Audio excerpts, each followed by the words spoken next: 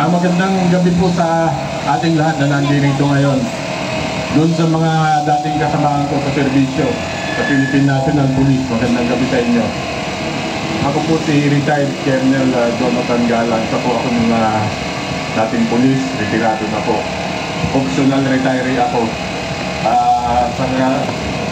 Ang mga kasama ko po karamihan nasa serbisyo pa at ang iba po ay mga general na rin ngayon. Susundan ko lang po yung pahayag ni General Kita Sir tungkol po dun sa nangyayari ngayon dito sa ating bansa. Bakit po kami nandito? Gaya po nung nabanggit ko nung isang gabi nung ating pong virtual rally. Iba na po kasi ang nagiging palakad sa gobyerno. Hindi po natin kinakalaban ng gobyerno. Ang hindi po natin gusto ay yung nagpapalakad sa gobyerno. Yung administrasyong nakaupo ngayon. Ang aking pong background, gaya ko po nung nasabi nung gabi, kami po ay sumusuporta sa pamilyang Marcos kahit noong unang panahon pa.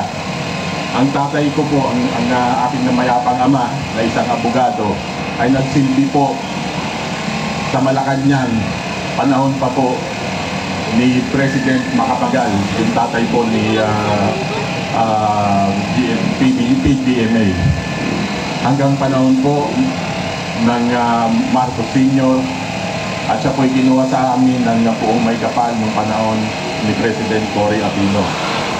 Nang umuwi po ang mga Marcos dito sa Pilipinas, kami pong mga magkakapamilya ay isa doon sa mga sumundok sa kanila sa airport.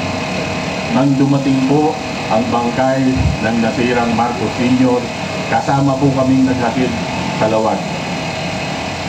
Uulitin ko lang po din yung kwento ko nung gabi.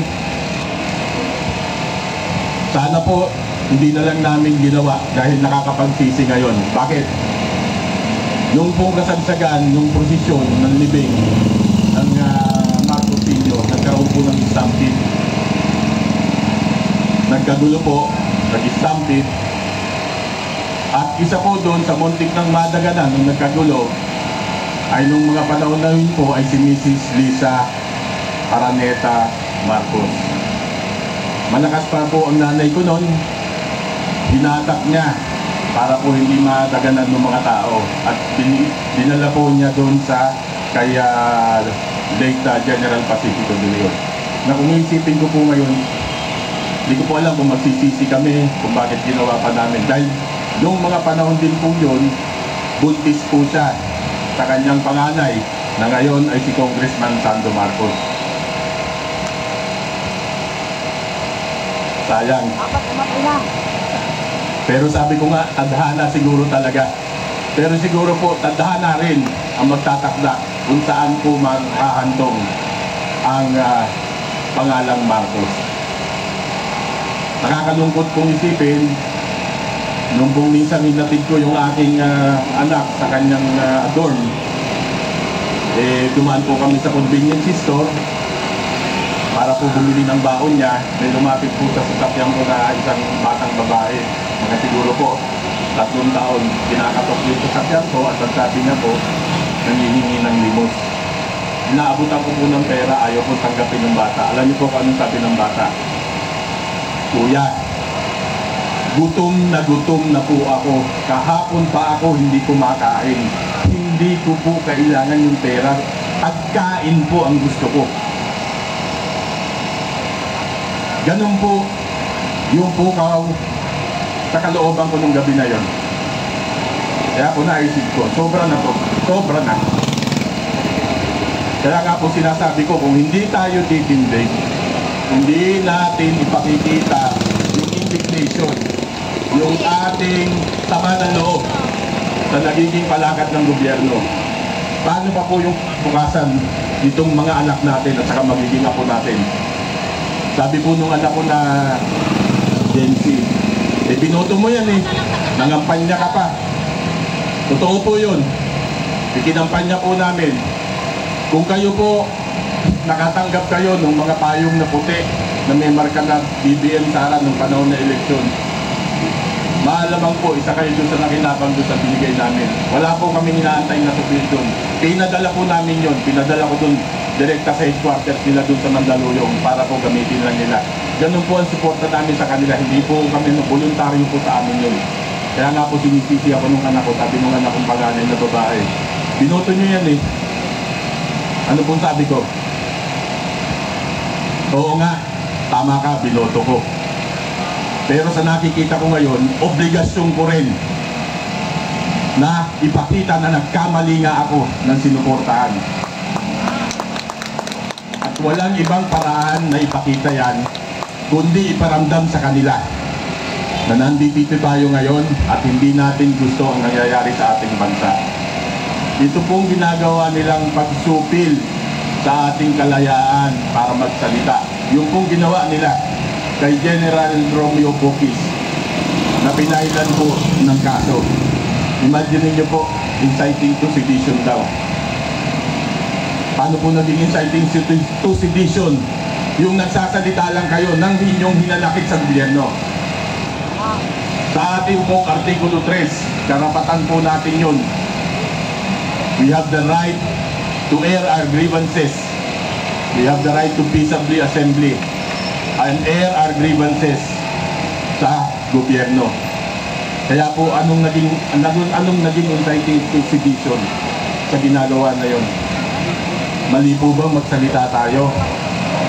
Mali po ba magpahayag tayo ng ating kalooban? Mali po ba na sabihin natin sa gobyerno, nahihirapan na kaming mga taong bayan?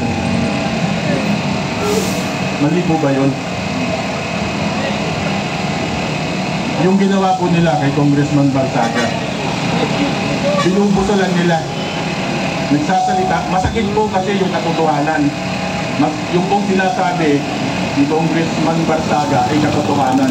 Masakit po sa tenga nila yun. Sa akin po panunungkulan, sa aking servisyo, marami rin po akong nakita. Naging ano po ako naging piloto din po ako ng PNP Air Unit nung araw. Meron po kaming mga naisakay na mga pumipilo dyan sa mga air assets ng PNP. Nakita ko po, naririnig ko kung ano yung mga pinag-uusapan nila. Kaya wag po silang magmalinis. Yung pong sinabi ni Congressman Barsaga ay simple lang. May problema ang bayan. Alamak ang nakawan na nangyayari sa bayan. Sinong nangunguna? Nangunguna sila dyan, yung mga kasama niya sa Kongreso. Ama! Kailangan pa bang isang kagaya nila pero bata ang magsasalita para lang po bawat isa sa kanila matauhan? Pero natauhan ba? Hindi! Mga ipokrito. Ethical complaint, ethics. Ano po ang ethic? Ano po ang ethical o ang hindi ethical? Yung magnakaw ka. Hindi po ethical yun. Yung hindi nga po hindi pagnanakaw eh. Pandarambong. Tatlong asawa. Plunder. Tatlong asawa. O tatlong asawa daw. Maraming kamit. Immorality, ethical. Dati po, naririnig lang natin, milyon. Ngayon po, ang nakawan, bilyon. Sila po yung pinagkakatiwalaan natin dyan sa Kongreso ng ating budget. Sila po ang naghihimay-himay. Ang nangyari po, hinimay-himay nila para sa bawat bulsa nila. Kanina po, habang bumabiyahe tayo papunta rito, tinitignan ko yung mga kasamahan natin, mga kababayan natin, nagtitinda, nagtatrabaho ng tapat at nagtatrabaho ng patas. Nakikipagpatintero sa sasakyan sa highway. Tapos itong mga to, anong ginagawa sa pondo ng bayan? Pinambibili ng mga luho. Pinambibili ng mga pangyabang nila, pampahambok nila sa katawan nila. Tapos, ibabaladar pa sa inyo sa social media. pagmamalaki pa nila yung mga galing sa pandarambong nila. Anong klaseng ethics po yun? Anong klase yun?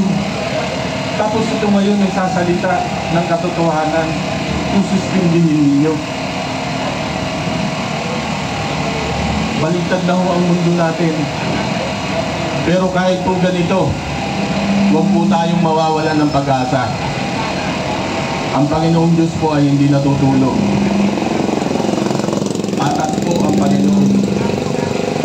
Kung minsan po sinasabi na si Lady Justice, yung pong yung nakapiring na medyo ngayon nakataas na, nakahandahad na rin ang kamay. Maaari po siyang ganun. Pero yung pong nasa taas, nakikita po niya ang nangyayari sa atin ngayon. Pagpatuloy lang po natin na magkaisa tayo. Kailangan po magkaisa tayo. Kailangan po tayong manindigan at labanan po natin yung mga maling gawain sa gobyerno. Bawat isa po sa atin may obligasyon dahil pagdating po ng panahon, ang mga anak, ang mga apo natin at ang mga kaupo-upuan natin ang maghihirap at magsasagot pa rin po sa mga pandarambong na ginawa nila. Wala pong ibang panahon, hindi po kahapon, hindi po bukas. Ngayon na po, kailangan po manindigan tayo. Tama! Tama, ngayon. Hindi ko na po masyadong pahabain. Ang sa akin lamang po, magkaisa po tayo. Magkaisa po tayong lahat at ipanalangin po natin na sana po ang ating mga pinuno, lalong-lalo na po yung nandito sa loob ng House of Representatives, hindi po representatives, representatives, ay magising at matauhan at talaban po ng hiya. Magandang gabi po sa inyong lahat. Maraming salamat po. Maraming